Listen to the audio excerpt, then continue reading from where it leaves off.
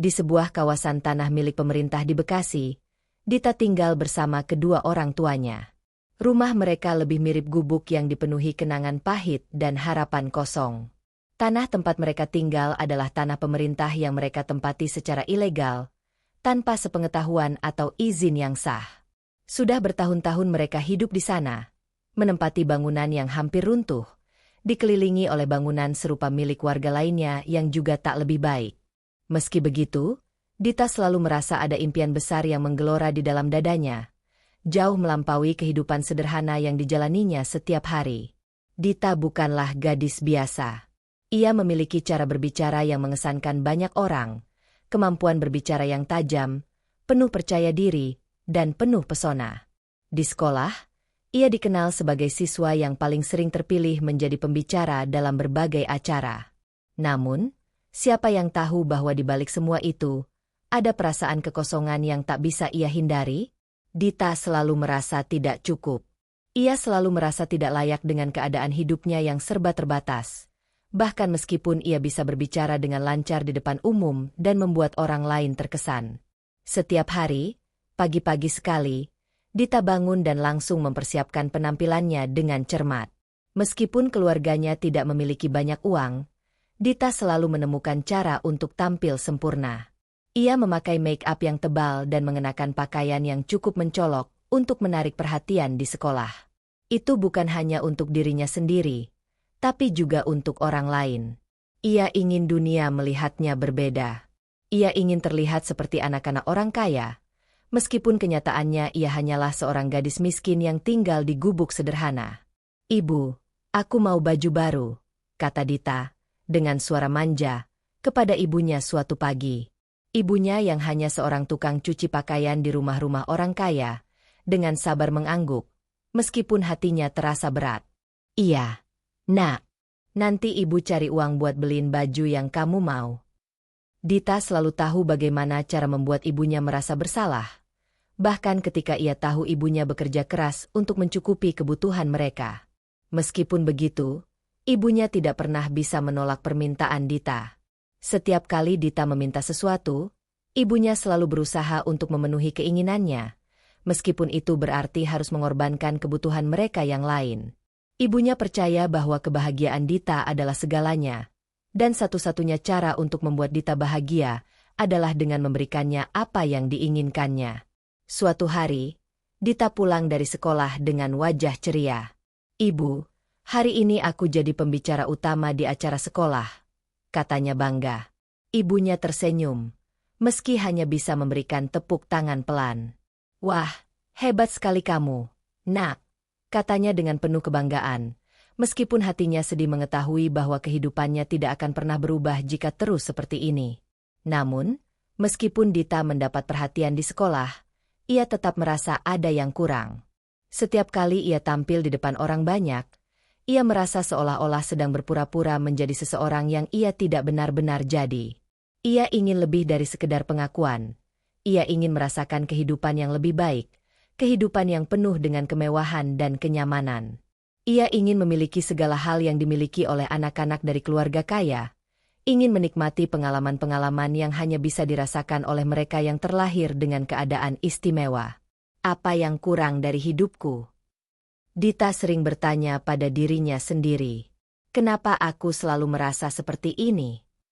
Pada suatu malam, ketika Dita sedang duduk di sudut kamar, menatap foto keluarganya yang terpajang di dinding, ia berpikir tentang apa yang bisa membuat hidupnya lebih baik. Ibunya selalu memberinya kebahagiaan dengan cara yang sederhana. Namun Dita merasa itu tidak cukup. Ia menginginkan lebih.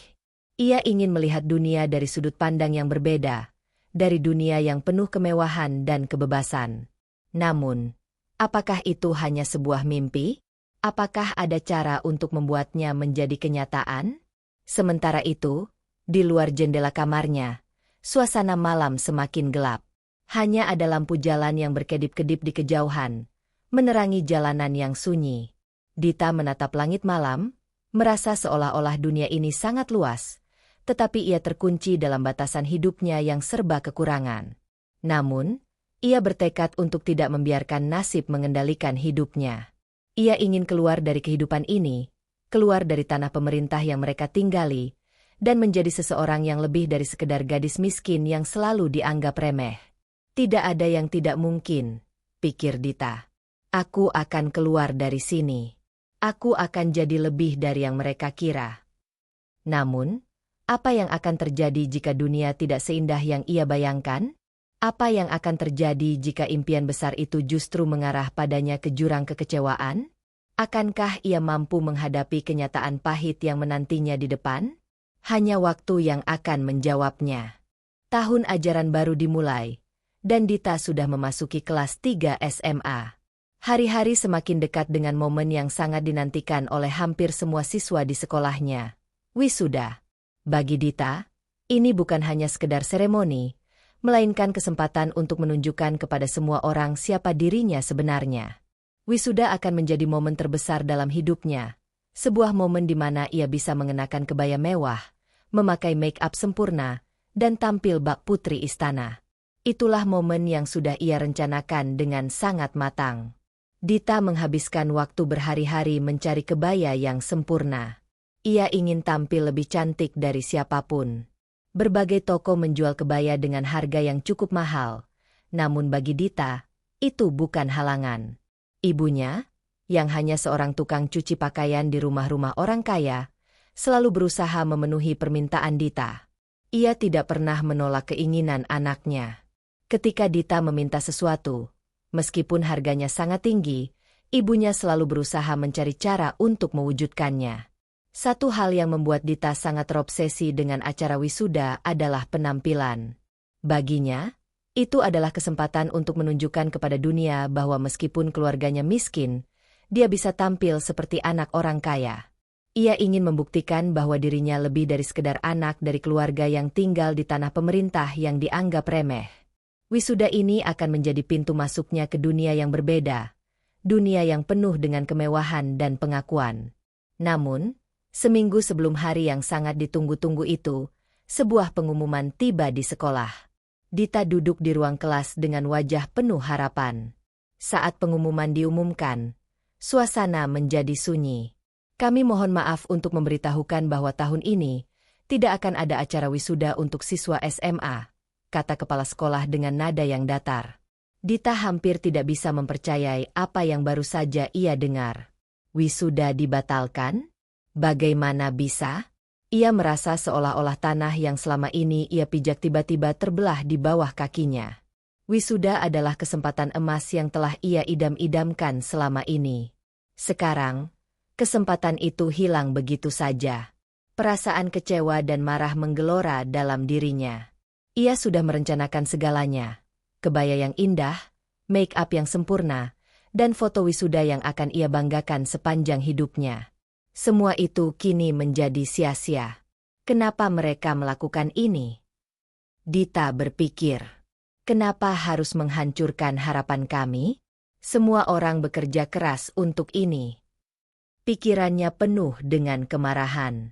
Di satu sisi, ia merasa ini adalah ketidakadilan yang harus ia hadapi. Tapi di sisi lain, ada rasa malu yang mulai menyelimuti dirinya. Ia merasa seolah-olah semua yang telah ia rencanakan untuk tampil sempurna menjadi tidak berarti. Bagaimana mungkin ia bisa merasa bangga tanpa ada wisuda yang melegenda? Tanpa acara itu, siapa yang akan memuji penampilannya? Saat pulang ke rumah, Dita terlihat berbeda. Wajahnya yang biasanya ceria kini tampak murung. Ibunya, yang sedang sibuk menyetrika pakaian, melihat perubahan itu. "Kenapa? Nak, kamu kenapa?" tanya ibunya, penuh perhatian. Dita menatap ibunya dengan kesal. "Gak ada lagi wisuda tahun ini, Bu. Semua yang aku rencanain sia-sia." Suaranya terdengar penuh kemarahan. Ibunya menatapnya dengan mata yang lembut.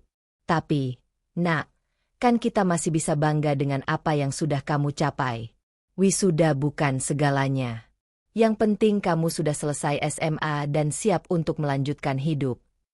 Dita menggelengkan kepala, tidak bisa menerima kenyataan itu. "Bukan itu, Bu. Aku ingin tampil sempurna. Aku ingin semua orang tahu kalau aku bisa sukses, meski kita miskin." Wisuda adalah kesempatan buat aku tunjukkan siapa aku sebenarnya. Namun ibunya tidak bisa memberikan jawaban yang memuaskan bagi Dita. Ia hanya menghela napas panjang dan kembali melanjutkan pekerjaannya. Sementara Dita, di sudut ruang tamu, duduk merenung. Semua perencanaan, semua impian yang ia bangun tentang penampilan sempurna di wisuda, terasa seperti angin yang hilang begitu saja. Namun, perasaan kecewa itu berubah menjadi kemarahan yang tak terkendali. Dita memutuskan untuk membuat video, sebuah video yang akan menjelaskan betapa tidak adilnya keputusan ini. Ia ingin dunia tahu betapa kecewanya dirinya dan banyak teman-temannya yang sudah mempersiapkan segala sesuatunya dengan penuh harapan. Di ruang kamarnya, Dita menyalakan kamera ponselnya dan mulai berbicara dengan penuh semangat. Kenapa harus begini? Wisuda adalah hak kami, hak setiap siswa. Kami sudah bekerja keras untuk sampai ke titik ini, dan sekarang mereka mengambilnya begitu saja. Ujarnya dengan suara yang bergetar. Kami ingin merayakan perjuangan ini. Kami ingin bukti bahwa kami bisa sukses, meskipun kami miskin. Dia melanjutkan, jangan pernah anggap kami remeh hanya karena kami tinggal di tempat yang tidak diinginkan. Jangan pernah bilang kalau kami tak layak merayakan kesuksesan kami. Dita berbicara dengan penuh amarah, tanpa menyadari bahwa setiap kata yang keluar dari mulutnya bisa menarik perhatian lebih besar dari yang ia bayangkan. Video yang ia unggah itu langsung menjadi viral di media sosial. Komentar dan dukungan berdatangan dari banyak orang, sebagian besar berasal dari teman-teman sekolahnya yang merasa senasib, sementara yang lain berasal dari warga sekitar yang juga tinggal di tanah pemerintah yang sama. Dita merasa sedikit lega karena suaranya didengar, meski ia tahu bahwa ini hanya awal dari sesuatu yang lebih besar, sesuatu yang mungkin bisa mengubah hidupnya. Namun, apakah video ini akan membawa dampak yang ia harapkan? Dan bagaimana jika dunia yang ia pikir bisa mengerti justru memberikan reaksi yang tak terduga? Semua itu belum diketahui. Tapi satu hal yang pasti, Dita sudah memulai perjalanan baru. Perjalanan yang tidak hanya soal penampilan atau wisuda, tetapi tentang apa yang benar-benar ingin ia capai dalam hidupnya. Video yang Dita buat mulai menarik perhatian banyak orang. Bahkan, beberapa media lokal mengangkatnya, menjadikannya topik hangat di kalangan warga Bekasi. Sebagian besar komentar di media sosial mendukung pendapatnya, merasa bahwa keputusan pembatalan wisuda SMA memang tidak adil, dan tentunya ada banyak yang merasa tersinggung oleh penggusuran bangunan liar yang semakin masif dilakukan oleh pemerintah. Dita menjadi pusat perhatian, dan ia merasa dirinya semakin dekat dengan apa yang ia inginkan. Kini ia memiliki platform untuk berbicara dan didengar. Hati Dita dipenuhi rasa kemenangan sementara, meskipun perasaan kecewa dan marah yang awalnya ia rasakan masih ada, menggantung di dalam dirinya. Dia merasa seperti pahlawan di mata banyak orang. Namun semakin lama, rasa puas itu perlahan mulai pudar dan tergantikan dengan sebuah pertanyaan yang terus menghantui pikirannya. Apakah dia benar-benar tahu apa yang dia perjuangkan? Pada malam yang sama setelah video viralnya mendapatkan banyak tanggapan, Dita duduk di kamar, menatap ponselnya yang dipenuhi notifikasi. Ia menggulir komentar demi komentar yang kebanyakan berisi dukungan. Namun, tak lama kemudian, sebuah berita baru menggemparkan warga sekitar. Pemerintah Kota Bekasi akan melaksanakan penggusuran besar-besaran terhadap rumah-rumah yang dibangun di atas tanah milik pemerintah, termasuk rumah Dita dan keluarganya. Dita merasa jantungnya serasa berhenti berdetak. Apa yang selama ini ia anggap sebagai rumah, ternyata bukan rumahnya sama sekali. Bagaimana bisa? Di pagi hari, Dita melihat para petugas datang dengan truk dan alat berat. Warga mulai keluar dari rumah mereka, mencoba menyelamatkan barang-barang mereka yang ada di dalam, sementara petugas dengan tegas mengarahkan mereka untuk segera pergi. Suasana menjadi kacau. Warga yang terkena penggusuran berteriak-teriak, beberapa menangis, sementara yang lain memilih diam, mencoba menerima kenyataan. Dita berdiri di depan rumah, tertegun, merasa seluruh dunia seakan runtuh di hadapannya. Ibunya hanya bisa memandangnya dengan tatapan kosong, seolah pasrah. "Kenapa harus kami? Ini tanah kami," teriak Dita dengan penuh amarah. Dia tidak bisa menerima kenyataan bahwa mereka harus kehilangan tempat tinggal yang selama ini mereka anggap sebagai rumah. Ini tidak adil. Tanah ini sudah menjadi tempat tinggal kami bertahun-tahun. Dita melanjutkan seraya menatap petugas yang sedang berusaha menertibkan bangunan. Ia tidak mengerti mengapa mereka harus digusur begitu saja. Ibunya mencoba menenangkan Dita. Dita, kita harus tenang. Ini sudah keputusan pemerintah. Tidak ada yang bisa kita lakukan. Tetapi Dita tidak bisa mendengarkan. Semua yang ada di kepalanya adalah kemarahan dan keputusasaan. Dengan rasa frustrasi yang meluap, Dita membuat video lagi. Kali ini, bukan hanya untuk mengkritik keputusan tentang wisuda, tetapi juga untuk menyerukan pembelaan terhadap warga yang digusur. Ini tanah kami. Ini hak kami untuk tinggal di sini. Kenapa pemerintah tidak peduli dengan nasib kami? Mereka hancurkan hidup kami begitu saja, katanya di depan kamera ponselnya. Kami juga manusia. Kami juga punya hak untuk hidup dengan layak. Video itu lagi-lagi menjadi viral. Namun, kali ini, respons yang diterima Dita lebih banyak beragam. Banyak orang yang mendukung pendapatnya, terutama mereka yang juga tinggal di kawasan tanah pemerintah. Mereka merasa seolah-olah suara mereka tidak pernah didengar, dan kini Dita menjadi suara yang mewakili mereka. Namun, ada juga beberapa komentar yang berisi sindiran, mencemooh Dita karena tidak tahu aturan dan hukum yang berlaku. Itu tanah pemerintah. Kalian hanya tinggal di sana tanpa izin, tulis seseorang di kolom komentar. Kalian tidak berhak mengeluh. Dita, yang awalnya merasa bangga karena videonya mendapat banyak perhatian, kini merasa semakin terpojok. Ia tahu bahwa pemerintah tidak akan mundur dengan kebijakan mereka, meskipun masyarakat marah. Namun, Dita tetap keras kepala. Dia merasa ini adalah perjuangannya. Perjuangan untuk hak-haknya dan hak-hak orang-orang yang senasib dengannya. Beberapa hari setelah video itu viral, muncul kabar bahwa pemimpin daerah setempat ingin bertemu dengan semua warga yang terkena dampak penggusuran, termasuk Dita. Pertemuan itu akan digelar di balai kota, dan Dita tidak ingin melewatkan kesempatan ini. Ia ingin berbicara langsung kepada pemimpin daerah, mengungkapkan perasaan kecewa dan kemarahan yang selama ini ia pendam. Ia merasa inilah saatnya untuk menyuarakan pendapatnya di hadapan orang yang memiliki kekuasaan, untuk membuktikan bahwa ia juga punya suara yang harus didengar. Ketika hari pertemuan itu tiba, Dita berangkat ke balai kota dengan penuh semangat. Di sana, warga sudah berkumpul, menunggu pemimpin daerah tiba. Dita berdiri di antara mereka, merasakan ketegangan yang memuncak. Tak lama kemudian, pemimpin daerah muncul di depan umum, dan semua orang terdiam. Dia mengenakan jas formal, tampil dengan percaya diri di hadapan banyak orang. Terima kasih telah datang, warga Bekasi. Saya paham perasaan kalian. Saya ingin berbicara dengan kalian mengenai kebijakan penggusuran yang sedang berlangsung. Dita yang tidak sabar langsung mengangkat tangannya dan berbicara dengan suara lantang. Kenapa kami harus digusur? Kenapa kami tidak diberikan pilihan lain? Ini tanah kami.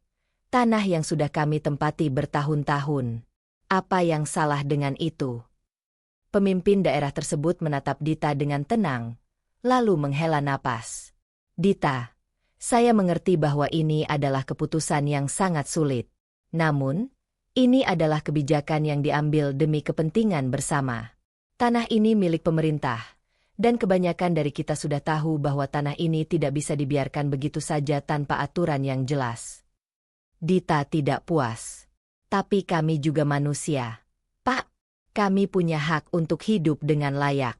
Kenapa kami selalu diperlakukan seperti ini? Pemimpin daerah itu menatapnya tajam, dan akhirnya berkata dengan nada yang lebih serius. Dita, jika kamu tinggal di tanah milik orang lain, kamu harus sadar diri. Jangan hanya melihat dari satu sisi. Kamu ingin hidup mewah seperti anak-anak orang kaya, tetapi kenyataannya kamu harus lebih realistis dengan kondisi yang ada. Kita harus menghargai apa yang kita punya dan belajar untuk bertanggung jawab. Dita terdiam. Kalimat itu seperti sebuah tamparan keras baginya. Namun, pemimpin itu melanjutkan, saya tahu kamu merasa ini tidak adil, tetapi kamu harus mengerti. Jika kamu ingin sukses, Kamu harus mulai dari bawah dan belajar untuk menghadapi kenyataan. Bukannya berjuang untuk hal yang tidak bisa kamu dapatkan. Di sebelah Dita, ibunya berdiri dengan wajah cemas, tidak berani menanggapi apapun. Dita melihat ibunya, dan rasa kesal mulai bergelora di dalam dirinya. Namun, pemimpin daerah itu tidak berhenti sampai di situ. Dita, jika kamu ingin menjadi sukses, jangan hanya terfokus pada penampilan atau status sosial. Mulailah dengan kerja keras dan jangan bergantung pada orang lain. Jika kamu terus seperti ini, kamu hanya akan menjadi beban bagi orang-orang di sekitarmu. Kata-kata itu membekas dalam hati Dita. Ia tahu itu benar, namun perasaan marah dan kecewa yang membuncah dalam dirinya sulit untuk diterima. Ibunya yang selalu memanjakan dirinya selama ini seolah-olah ikut terluka oleh kata-kata tersebut, namun tidak bisa berkata apa-apa. Dita memutuskan untuk diam, namun dalam pikirannya, perasaan itu semakin menguat. Apa yang harus ia lakukan? Apakah kata-kata pemimpin daerah itu benar? Apakah ini waktunya untuk berubah? Setelah pertemuan itu, Dita merasa bingung. Kata-kata pemimpin daerah tersebut terus bergema dalam pikirannya. Jika kamu ingin sukses, kamu harus mulai dari bawah dan belajar untuk menghadapi kenyataan. Kalimat itu terus terputar dalam benaknya, dan dia merasa seperti ada sebuah beban berat yang menindih dirinya. Dita selalu merasa bahwa jika dia bisa mendapatkan penampilan dan gaya hidup yang sempurna, dia akan dianggap sukses. Tetapi apakah itu benar? Apa arti sukses bagi dirinya? Selama ini dia hanya berfokus pada penampilan luar dan pengakuan dari orang lain. Tetapi kini dia mulai meragukan apakah itu cukup untuk membangun kehidupan yang sebenarnya. Setelah pertemuan itu, Dita memutuskan untuk melanjutkan perjuangannya dengan cara yang berbeda. Video yang dia unggah sebelumnya terus mendapat perhatian. Ada lebih banyak komentar dan diskusi, bahkan beberapa influencer lokal mulai membagikan videonya. Dita merasa sedikit lega karena suaranya didengar, meskipun ia tahu bahwa itu bukanlah akhir dari pertempuran. Ini hanya awal dari sesuatu yang lebih besar. Beberapa minggu setelah pertemuan di Balai Kota, muncul kabar bahwa pemimpin daerah itu berencana untuk mengadakan pertemuan besar yang melibatkan semua warga yang terkena dampak penggusuran. Tidak hanya itu, dia juga berencana untuk memberikan solusi terkait penggusuran dan bagaimana pemerintah bisa membantu para warga yang terdampak. Dita melihat ini sebagai kesempatan untuk berbicara lebih banyak lagi, untuk terus menyuarakan hak-haknya dan hak-hak orang-orang yang sepertinya tidak pernah didengar. Ketika hari pertemuan itu tiba, Dita merasa lebih siap dari sebelumnya. Meski hatinya masih penuh dengan kebingungan, dia tahu ini adalah kesempatan untuk membela dirinya sendiri dan mereka yang seharusnya merasa dihargai. Di dalam balai kota yang penuh sesak, warga dari berbagai lapisan berkumpul. Beberapa dari mereka tampak marah, sebagian lainnya terlihat pasrah, tetapi semua hadir dengan satu harapan, bahwa suara mereka akhirnya didengar. Pemimpin daerah itu muncul di podium, disambut oleh tepuk tangan dari beberapa warga yang ingin mendengarkan penjelasan lebih lanjut tentang kebijakan yang diambil. Wajahnya tampak serius, seperti biasa, dan dia mulai berbicara dengan nada yang penuh penekanan. Saya paham betul apa yang Anda rasakan, dan saya di sini untuk memberi penjelasan. Kebijakan penggusuran ini bukanlah keputusan yang mudah, tetapi ini adalah langkah untuk memastikan bahwa tanah-tanah ini digunakan dengan lebih baik demi kepentingan masyarakat banyak. Warga yang hadir mulai berteriak, beberapa berdebat, sementara yang lain tetap diam, mendengarkan dengan cemas. Dita berdiri di tengah kerumunan, merasa tekadnya semakin membara.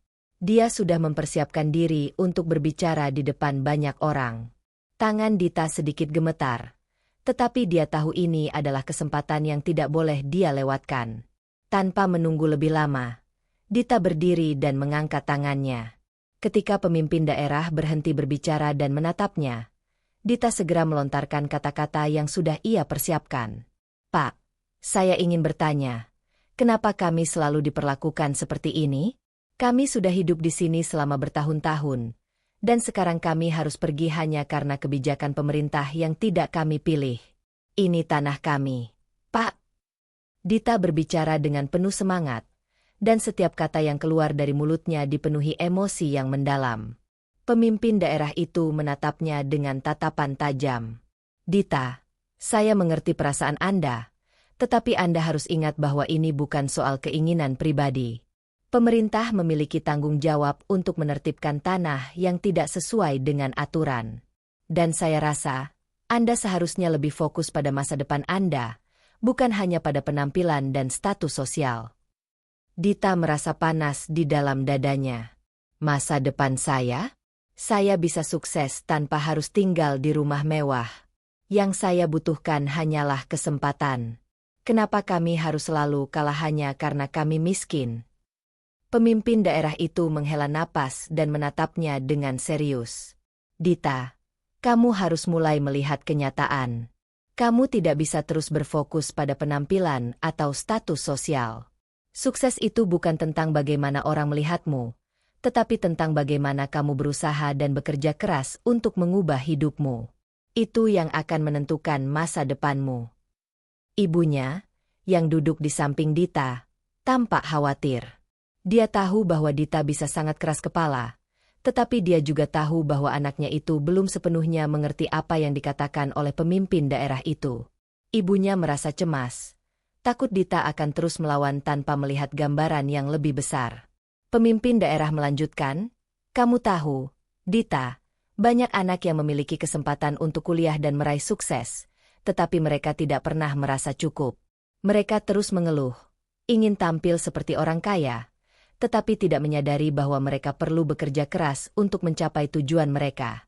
Saya tahu kamu pintar, tapi kamu harus memahami bahwa hidup ini tidak semudah yang kamu pikirkan." Dita terdiam. Setiap kata pemimpin itu seperti hantaman yang menghantarkan kenyataan pahit ke dalam dirinya. Perasaan marah dan kesal yang selama ini ia simpan dalam hati semakin menguat. Di satu sisi, dia merasa bahwa dunia tidak mengerti dirinya. Di sisi lain, kata-kata pemimpin itu mulai menggugah sesuatu dalam dirinya, sesuatu yang sudah lama ia abaikan. Pemimpin daerah itu kemudian berbicara kepada seluruh warga. "Ini bukan soal apakah kita kaya atau miskin. Ini soal bagaimana kita bisa bersama-sama membangun kota ini menjadi tempat yang lebih baik untuk semua. Jadi, mari kita berhenti mengeluh dan mulai bekerja untuk masa depan yang lebih baik." Suasana menjadi hening sejenak. Dita menundukkan kepalanya, merasa lelah dengan semua yang baru saja terjadi. Ibunya, yang sejak tadi diam, akhirnya memegang tangan Dita.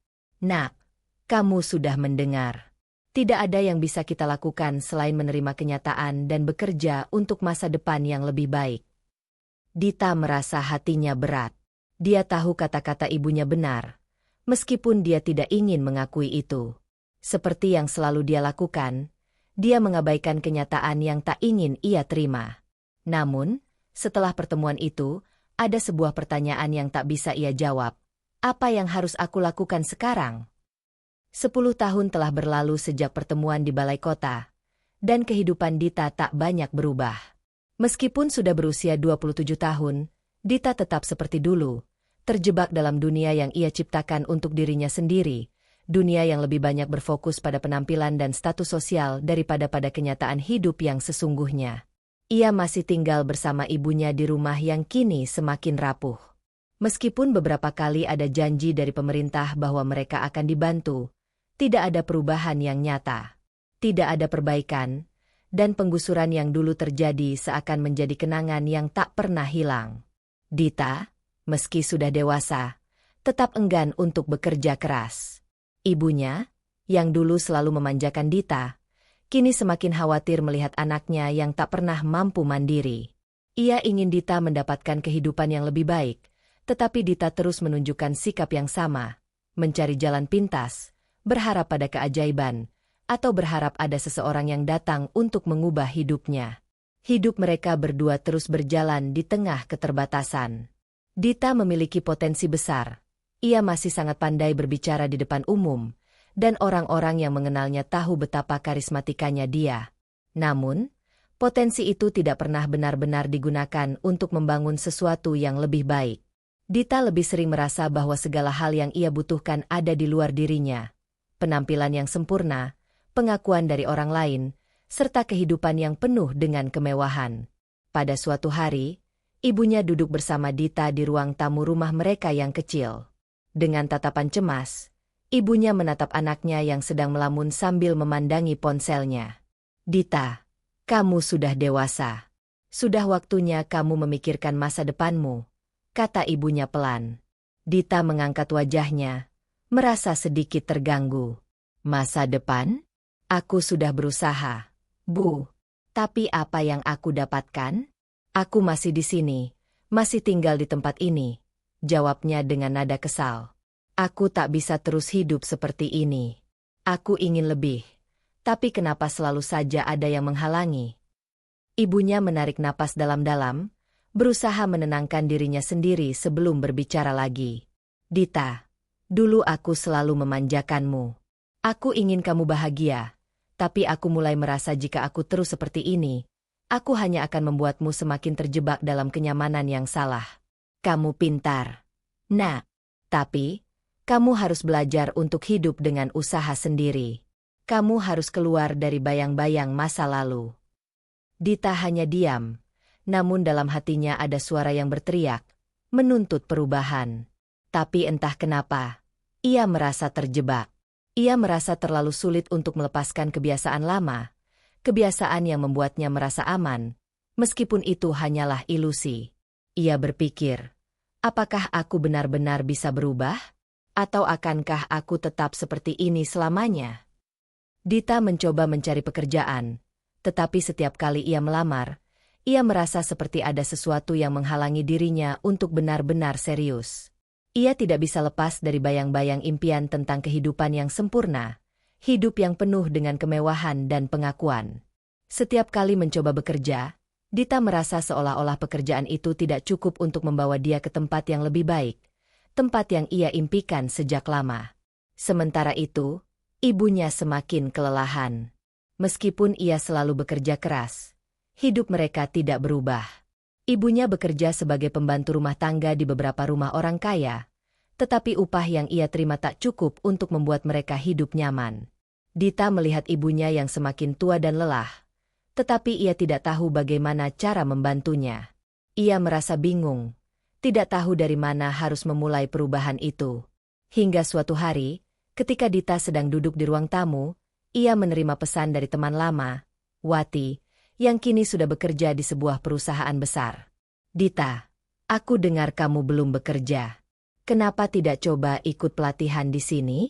Mungkin ini bisa jadi kesempatanmu untuk keluar dari zona nyaman," pesan Wati. Dita membaca pesan itu berulang kali. Sesuatu dalam dirinya merasa tertarik, namun ada rasa takut yang menghalangi. Apakah aku siap? Apakah aku bisa berubah? Pikirnya. Namun, ia merasa ini adalah satu-satunya kesempatan yang bisa ia dapatkan. Ia memutuskan untuk mencoba. Beberapa minggu kemudian, Dita mulai mengikuti pelatihan di perusahaan Wati. Pelatihan itu mengajarkan banyak hal, tentang komunikasi, kerja tim, dan bagaimana membangun karir dari bawah. Dita merasa cemas di awal, karena ia merasa tak tahu apa yang harus dilakukan. Tetapi, semakin lama ia mulai merasa lebih percaya diri. Dia mulai menyadari bahwa selama ini ia terlalu fokus pada penampilan dan status, tanpa benar-benar memahami apa yang diperlukan untuk sukses. Suatu hari, setelah beberapa bulan mengikuti pelatihan, Dita diberi kesempatan untuk berbicara di hadapan banyak orang dalam sebuah acara perusahaan. Ia merasa gugup, tetapi juga bersemangat. Di depan banyak orang, Dita berbicara dengan percaya diri, menyampaikan pesan tentang pentingnya kerja keras dan ketekunan untuk mencapai tujuan. Setelah acara itu, banyak orang yang datang kepadanya dan memujinya. Dita merasa bangga, tapi kali ini, bukan karena penampilan atau perhatian yang ia dapatkan, melainkan karena usaha dan kerja keras yang mulai membuahkan hasil. Namun, di dalam hatinya, Dita tahu bahwa perjalanan ini baru saja dimulai. Ia menyadari bahwa untuk benar-benar sukses, ia harus belajar untuk terus berjuang, meskipun tidak ada yang bisa menjamin hasilnya. Ia juga mulai memahami bahwa kesuksesan bukan tentang penampilan atau status sosial, tetapi tentang bagaimana seseorang berusaha untuk membangun masa depannya sendiri. Dita menatap ibunya dengan tatapan yang lebih tenang. Bu, aku akan berusaha. Aku ingin berubah, meskipun aku tahu itu tidak mudah. Ibunya tersenyum, meskipun tampak lelah. Aku tahu kamu bisa, Nak.